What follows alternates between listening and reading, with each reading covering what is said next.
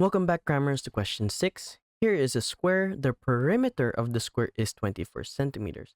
The shaded rectangle below is made from 4 of these squares, so that means they are all equal. Work out the perimeter of the shaded rectangle. So perimeter is everything on the outside.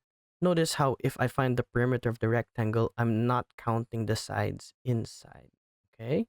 Now, it's a perfect square. So that means this side is equal to this side, which is equal to this side, which is equal to this side. And since the perimeter is 24, I can simply write 24 divided by 4 gives us one side, which is 6.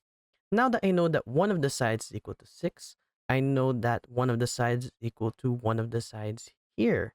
So all I have to do is count how many sides there are here. I have 1, 2, 3, 4, 5, 6, 7, 8, 9, 10. So we simply write 6 times 10, which is 60 centimeters as our perimeter. Thanks for watching. Cram, then scram.